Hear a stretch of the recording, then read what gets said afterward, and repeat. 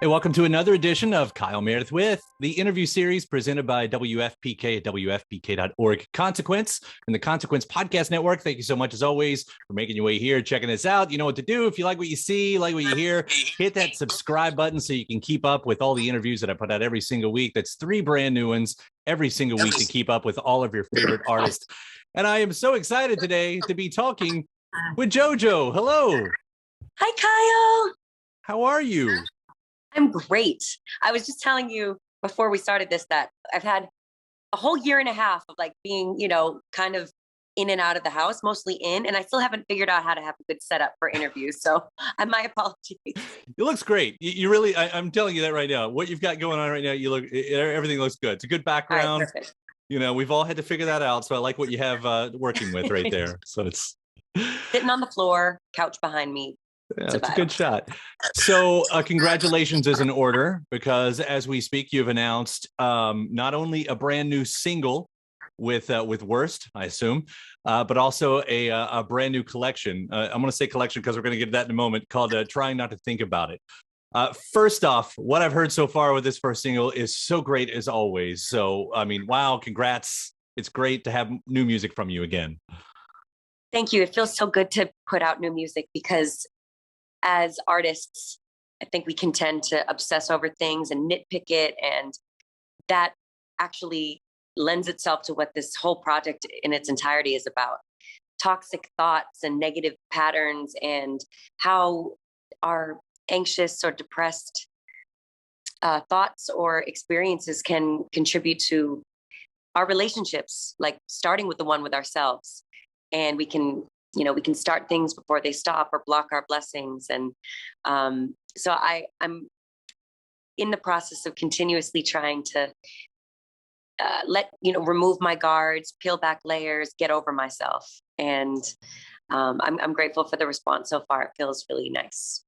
So is that how the collection came together? I mean, are these all new songs that you had written that you noticed started speaking to the same thing, or did you intentionally want to, go further into that subject? Over quarantine, I was listening to some songs that have stuck with me for a long time, or just songs in my catalog over the years. And I realized that I've been writing about my own experiences with depression and anxiety through the years. And as I was listening to this stuff, I was going through a really, really difficult time within my mind, and with feeling unable to see a future where I, believed I could be happy, that I could find a light again. And I realized that if I didn't channel this feeling into music, that I might, I wasn't sure what was going to happen next. And so I came to music like I have since I was a little girl. And I realized that I needed to write about these things that I was feeling in order to even be able to make another album. So I'm considering this an EP and a capsule, if you will, a time capsule of where I was in this particular depression, when I was just really trying to just, metaphorically smack myself and wake up out of it, and just don't think about it. Just don't think about, your doom spiraling, and don't think about your worst case scenario, and don't think about the past or the future or anything. But that's easier said than done. So I kind of wrote my way through that. Do you find that it's exploring in real time? Like, did you want these songs to offer answers at all to anyone who's listening, or is this just the process of the moment that you're in reflected? I don't have any answers, really. I'm figuring out what works for me. And I think that it's really tricky when you start telling other people what the answer is for them. So I'm no expert. I'm barely an expert in myself, but I'm getting closer every day to really feeling like I am the authority for my own life. And like I do trust myself to take care of myself. And that's through an immense amount of trial and error, and making really weird choices and making some pretty good ones that I can live with and that I enjoy. But but no, this is more of an exploration, like you said, and just getting curious and being as and transparent as possible. And what was really amazing through this process is that I found that the more I opened up, especially with the people I was collaborating with on making this music, the more I realized that even people that you think like don't ruminate, in their head, or that they have it all figured out, or that they're super, zen or whatever. Most of us are struggling with something. And that was what kept me going through it as well. Kept me really wanting to follow through and deliver this EP as the kind of concept that it was, and not deviate from that. I will say, as a listener, as a fan too, it's so helpful to have these subjects all kind of in one place. For the same reason, when I'm sad, like most of us, I don't listen to a happy song. When I'm sad, I want to lean into that. I want more sad songs. When I'm happy, I want to listen to happy. It doesn't seem like work at a balance. Whatever my emotion is, that's where I want to go. And if I'm dealing with any of this stuff, it seems like these are the songs I would definitely want, to have. That makes me happy. But even, when people are like, oh my God, I relate to this, I'm like, I'm sorry, but I know what you mean. And I have tried to not be redundant in this music, or to just like indulge myself in just it being like journal entries. And yet this is, well, basically what I'm saying is I get really annoyed. There's something about it that like irks me when artists are like, this is the most honest I've ever been. This is the most vulnerable. And yet here I am telling you that, I never shy away from vulnerability, but this is just a different perspective on perhaps a different level of vulnerability. Yeah. Well, I will also say that if you don't need that, like, I don't want to paint this like it's such a sad project or anything, because when I first heard the first single, and I didn't know about any of this yet, it was a fun song. I mean, it's still a fun song, that type of balance is still, like, you can have a good time with these songs if you want to. Absolutely. And I think that that's an interesting thing to play with, is juxtaposition, is like, okay, well, there's this hard ass beat and these melodies that are going to get stuck in your head. And it's not all just like crying in a bathtub. It's also just like literally going through life, which might be your life at times, even in a dark time. You might have a moment of fun. You might have a moment of romance. You might have a moment of socialization or sensuality or, energy. You might have those moments, but you also might really be in your head about all of it. So that's kind of what I'm exploring. Yeah. As far as the music goes, I mean, you talked about listening to music earlier, and I didn't quite know if you were talking about your own or other people's music to get an idea for this, but do you find yourself, especially on this set, kind of thinking like, oh, this person's done it, I like the way they've done it, I like this sound, let's incorporate that? Did that make its way into this record? Yes. I'm always drawing inspiration from particularly artists of the past that have really shaped and influenced me. And one artist and album that gave me the confidence to do a whole like project around this concept and this experience is Joni Mitchell's album called Blue, where she wrote about one of her depressions. Mm-hmm. And one of, there's a lot of reconciling with her own decisions and with her patterns. And she's the pinnacle of songwriting to me. Like, I love how she was never trying to paint herself as a perfect person or as a quote unquote good woman, whatever that may be. And I really related, because sometimes I even was like, well, I've made too many mistakes in my personal life, or I've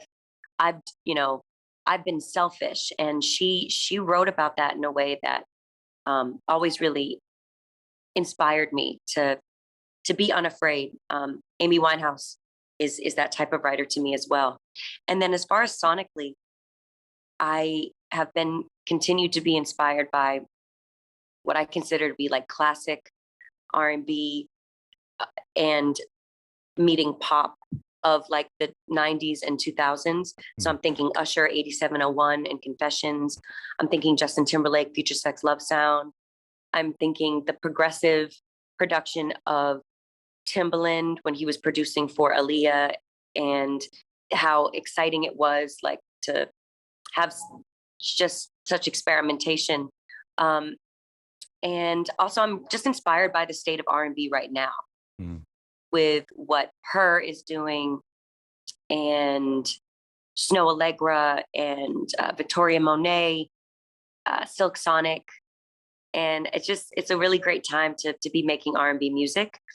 And there's such a cool synthesis of inspiration that's finding its way into this melting pot, so we can all have our own flavoring to what we want to call R&B or pop or whatever. Right. I definitely hear some of those sounds there you're talking about with the late 90s, early 2000s and the music.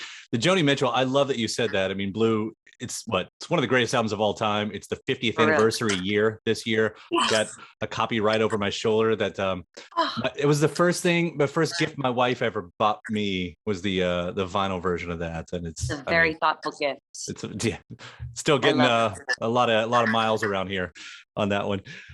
It's also interesting because this set follows the music that you put out last year, and talking about The Change, which I think I remember reading went along with the Biden campaign, the Natural Woman cover, which it also seems like, while that's not a direct, you talk about H.E.R, I mean, she does a lot of this in that direction as well. Those two songs especially kind of do focus in a specific direction is what I want to get at here. Is that something that you're finding yourself kind of moving towards as well? I'm sorry, what specific direction? Well, when you put together those two songs with the Change and Natural Woman, I do feel like there's I don't want to broadly say political, because it's not exactly that. And I know I'm kind of searching for my own words as I'm getting at the question here.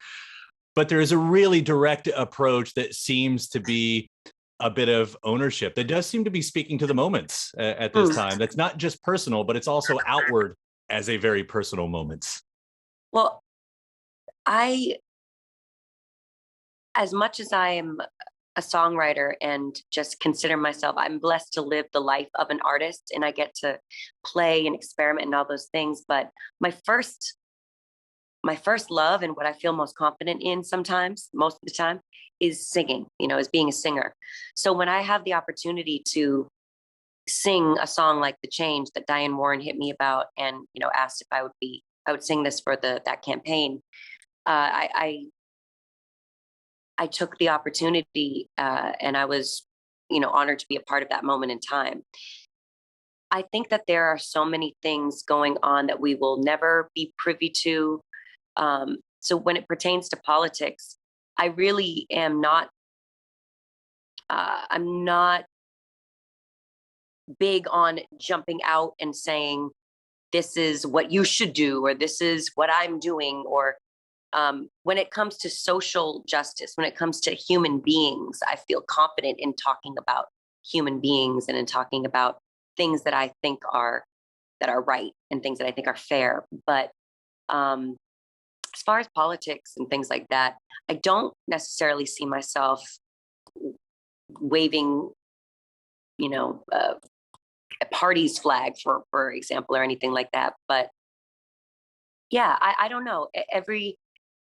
Every new day makes me want to try something new musically. And in this season, I know that whatever comes after Trying Not to Think About It will be a reflection of where I am at that time. And I knew that I had to write this EP about what I was going through. Otherwise, I might not be able to come out of it.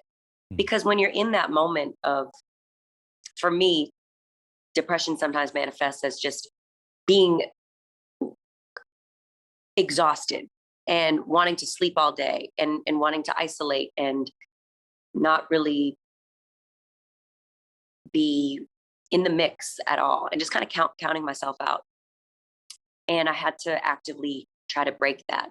So now that I don't feel that way currently, it'll be interesting to see how after tour and everything, you know, where the next inspiration comes from. And my hope is that it is outside of myself, though, to be honest with you, because I'm sick of myself. So to get back to kind of the points you were making with your question, there's a whole breadth of experiences that people go through.